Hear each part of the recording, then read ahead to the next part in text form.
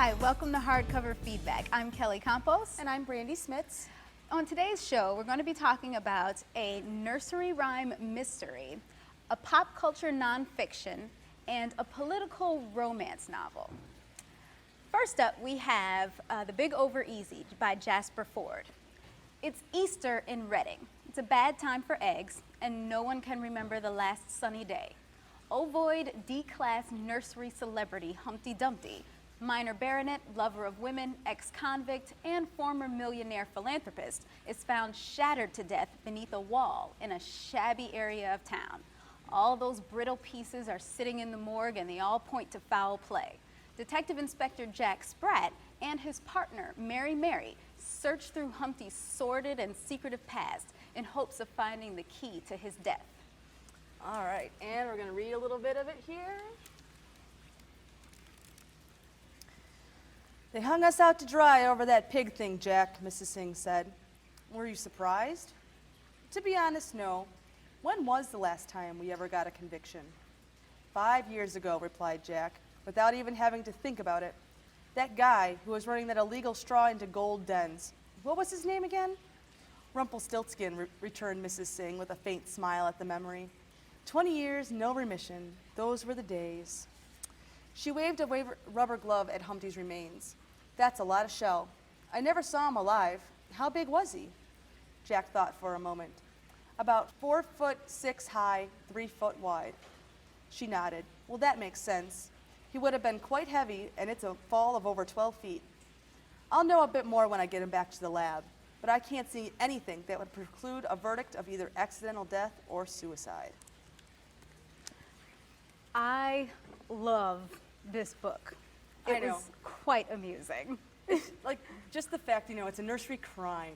Not a nursery rhyme, not a mystery, it's a nursery crime. Exactly. What's so intriguing about the world that Jasper FFordes has created, to me anyway, is that it's setting the town of Reading, which of course on the page looks like reading, which, one of his many little literary jokes. And the entire book is built around literary characters who have somehow become real, and they don't always know that they're a literary character. So there's not only Jack Spratt and Mary and Humpty Dumpty, but there's also aliens. There's also Sherlock Holmes and Watson were real people, and Wee Willie Winky, and all of these characters that you read about in these nursery rhymes, especially the Three Little Pigs and the Big Bad Wolf, are real. And the things that happen in those nursery rhymes, you see them in a real setting, and the book is very CSI in a way, like that scene that you were reading. Yeah, it's like it goes into,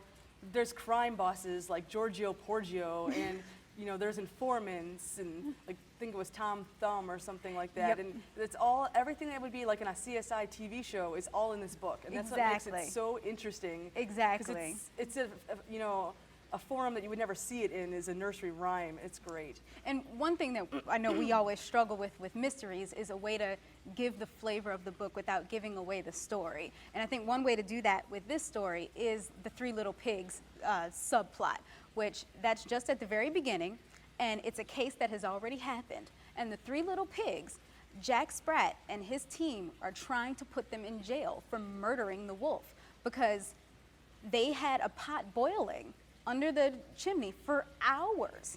It was obviously premeditated that they were trying to kill this wolf, and it was not self-defense. That's what they pled, and they got away with it because they're three cute little pigs. Well, and the whole jury was all pigs. And the jury, because they had to have a jury of peers. So it's that kind of thing where they're very serious kind of cases when you read about them, but they're all overlaid with this very, very comical beginning. Well, like you said, they don't all know that they're nursery rhymes, so they don't know that this is the way it's supposed to go. Right. So, it's, Jack Spratt, obviously is a nursery rhyme, but he doesn't even know that. He runs the division thinking that, he's stuck here and he'll never get out because nobody likes him, when in fact it's because, well, he is a nursery rhyme. You are a nursery so rhyme, he has to be but there. he has no clue. No clue. Even though his first wife died because all she ate was fat, and all he could eat was lean, and she had heart attack. problems. So he's now remarried, thank goodness. But and I don't think I don't know for sure, but I don't think his new wife is a nursery rhyme character. I don't think she is either. I think she's a real person, and I don't think either one of them really realized that he is a nursery rhyme. But there's so many intricacies in the plot of this. Yeah. But again, like the other mysteries that we like, there's no false clues. Nope. There's everything is laid right out for you to see, and it's just such a fun setting, down to the picture on the back of the book. It's a diagram of Humpty Dumpty's fall and It's possible. There's like a hole that's a 1/4 inch wide, and they're like, is it drugs that he was doing, or was he shot? You know what? And it's totally like they're really investigating how the pieces fall away and everything like that. It's the just morgue such a- report. It's so awesome. It goes Exactly. he goes into that detail to show you how real life it actually is supposed to be. And it's just overall such a very extremely fun novel. And there's the town is all built up around this this foot thing. That like, they have a foot company who goes foot ailments, Yeah, and medicines. and things like that. So the town is built up around that, which is falling apart. So the town is slowly falling apart, and the main part of the book that that kind of ties everything together is the police department, Right. and how it and how Sherlock Holmes and Watson changed the policing world, because in this reality, Sherlock Holmes and Watson were real. Watson published all of Sherlock Holmes' stories, and then from then on, if a police report didn't make it to a publication like Amazing Crime Stories, then they didn't get funding for the police department. So it's all about how well can you write your story, and how can you sell publish it? How can you sell it? Exactly. No more evil twins. Right, exactly. The subplots. How they outlawed certain subplots because they were overused. You can't have Exactly. an evil twin subplot any longer in your crimes. They won't be allowed. It's so just packages it as, you know, this is the only way to like sell your crime is you can't just have a crime. It has to be packaged right. It has to be, you know, fun for people to talk about. It's just like CSI on TV today. It is. It's just like CSI on TV now, and it's also unfortunately like our crime TV true life Yeah. things. You know, bring it back to O.J. Simpson trial, JonBenet Ramsey. You know, people want to talk about the things that are sordid and and they're wild and crazy, and they don't want to talk about anything that's just sad and normal and real. You know, they want to talk about these overblown cases, which is what Jack Spratt is struggling with, because he's just trying to solve the case. He's not And it's trying to just come not up with this. It's not entertaining. It's not entertaining, so he's not getting all that funding. So on the whole, for Jasper FFordes' Big Over Easy, then I believe I was going to give this book 3 stars. It was extremely enjoyable. I loved the underplot of the nursery rhymes and everything, because I'm a nursery rhyme nut, and I like those anyway. And I like the way they grew up in this story. I have to agree. I also want to give it 3 stars. I love those kinds of remakes of nursery rhymes and such like that, and it was so funny. It just constantly kept you going. Definitely a laugh. All right, 3 stars from both of us. We'll see you in a minute.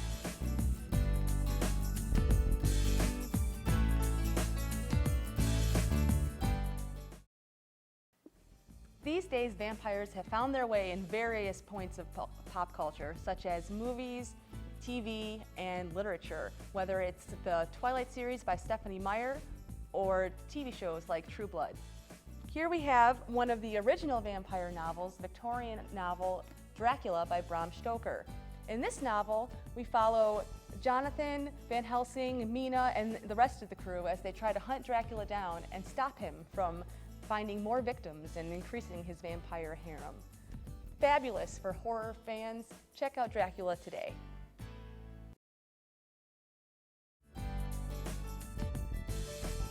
Welcome back. Our next book we're going to talk about today is Sex, Drugs, and Coco Puffs by Chuck Klosterman.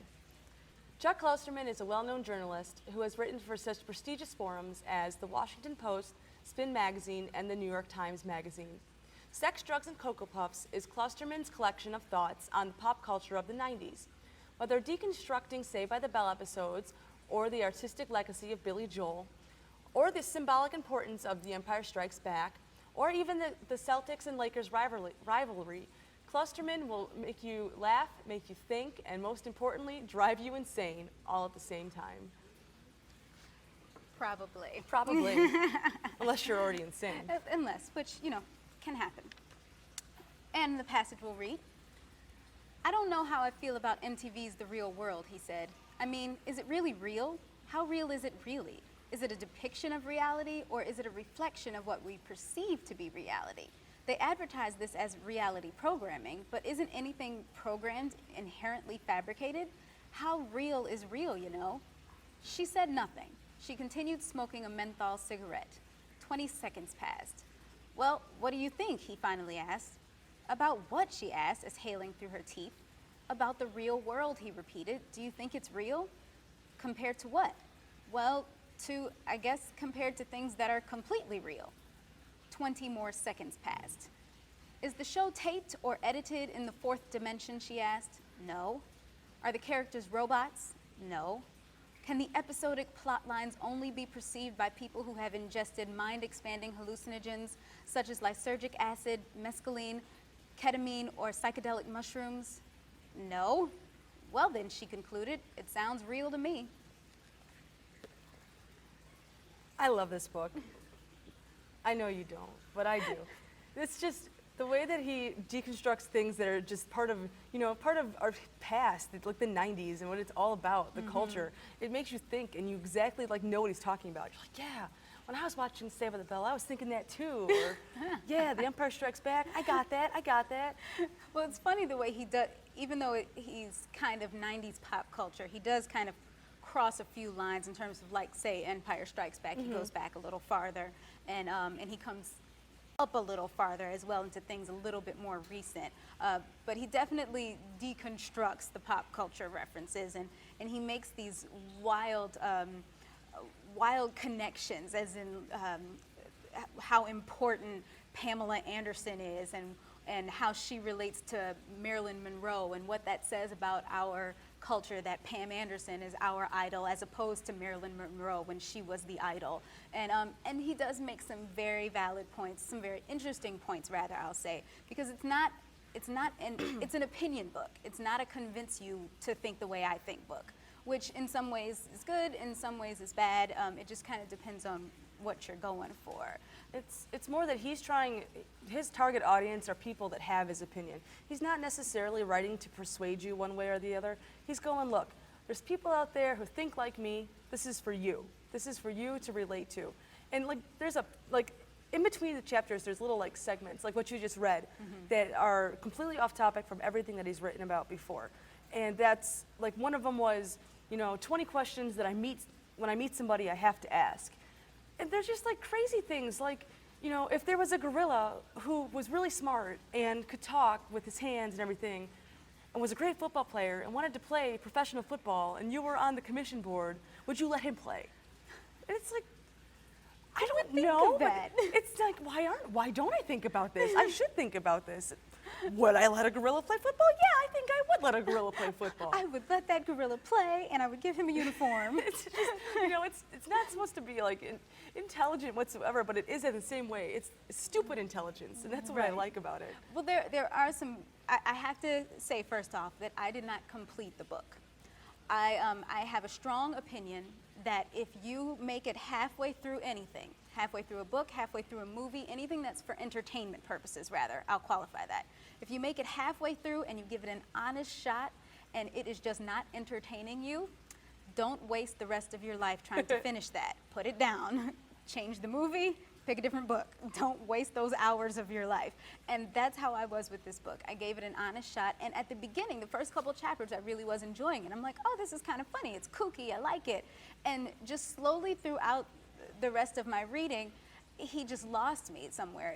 He was one of the type of people, and I'll take it back. It wasn't necessarily that he lost me so much as it wasn't a conversation. He would be a very interesting person to have a conversation with. Definitely. And I'd probably be up for hours hanging out in a bar or a restaurant or something, just talking with this guy and a group of people, have a great, interesting conversation. But to just hear someone talking at you and not be able to respond, drives me insane. I know. And that's what reading the book felt like for me. Because I don't agree with everything that he said, then it just felt like somebody talking at me, and I can't abide by that. However, if you I do think people should give it an honest shot, because it's an interesting concept, it's an interesting book. He has lots of interesting opinions. Even if you don't agree with them, some of them are worth taking a read. Yeah, it definitely is. You know, if you think about it, it's stuff that you really don't think about everyday life as being important. But you know, if you think about it, you know, how does the Star Wars movies really affect your life? You know, and they do affect a lot of people's lives in a lot of different ways. And the fact that, like, you know, the Guns N' Roses cover band has more fans than the actual band Guns N' Roses when they go on tour. It's a bizarre thought, but you know what? It's actually kind of true nowadays, you know? Right. And it's just an interesting look on his opinions, and then it'll make you think about your own, and that's, you know, always important. And it's not just entertainment things that he talks about. He does talk about, like, for instance, the one chapter where he talks about soccer and how he thinks it's a sport made for slackers. Yeah. And he brings up some interesting points. I don't necessarily agree, but he brings up some interesting points that just may or may not apply to your child if your child plays soccer, and it might make you think about whether you want them to play or not, you know? So, so there are some interesting points in the book. Overall, Chuck Klosterman, Sex, Drugs, and Coco Puffs only gets a half star from me. I didn't finish it, so it's an unqualified half star, but it just didn't entertain me at all. Yeah. Well, I'm gonna give it 3. I liked it. I just, you know, he's my kin, you know, but yeah, I give it 3. Very split vote on this book, so we will be back in a minute. Reading to infants is exceptionally important in encouraging good reading habits. So even if they don't know what you're talking about, make sure you pick a picture book that has plenty of pictures they like to look at. Adrienne loves looking at Suki and the Mermaid because of the intricate woodcut pictures. She just likes the way they look. She likes touching the pages. So make sure you're reading to your infant.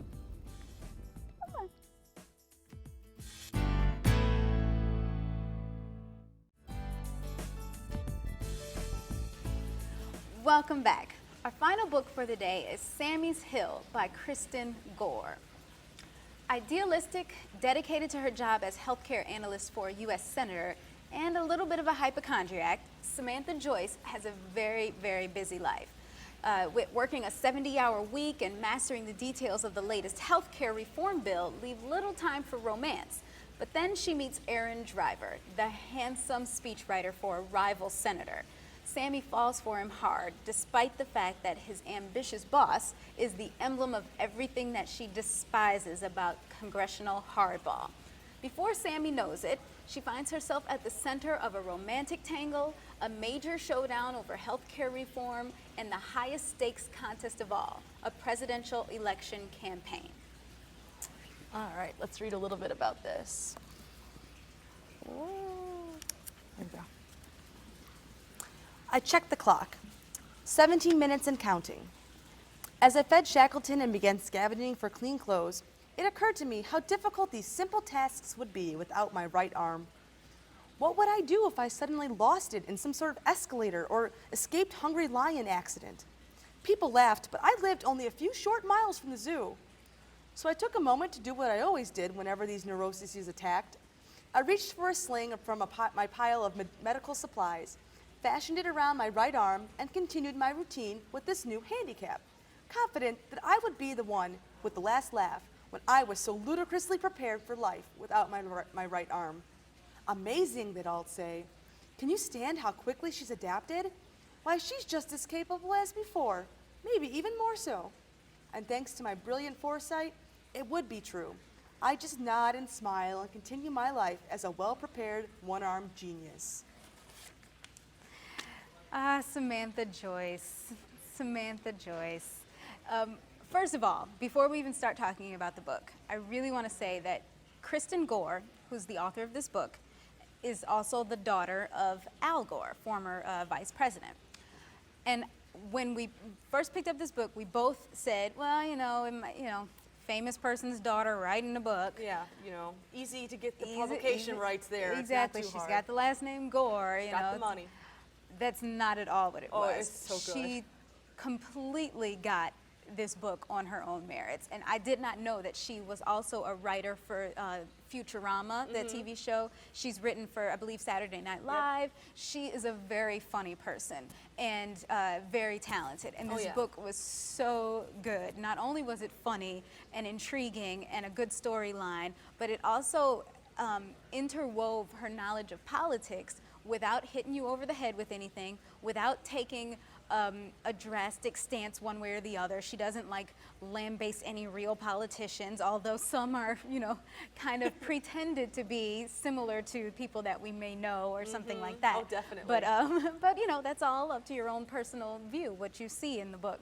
But it was a very entertaining book, and I was completely shocked and surprised that I enjoyed it as much as I did. I just really started it and was like, wow, this is good. I can't be mad anymore. I like this book.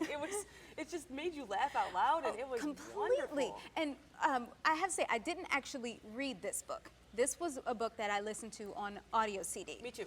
And literally, I believe 4 minutes into the audio CD, I was driving and laughing so hard that I had to call you and say, Brandy, this is so funny. And I've never had to do that before. It was absolutely hilarious to me. Now, it is a quirky kind of humor. Yeah. So it may not be everybody's kind of humor. So somebody else might pick up the book and say, oh, it was cute.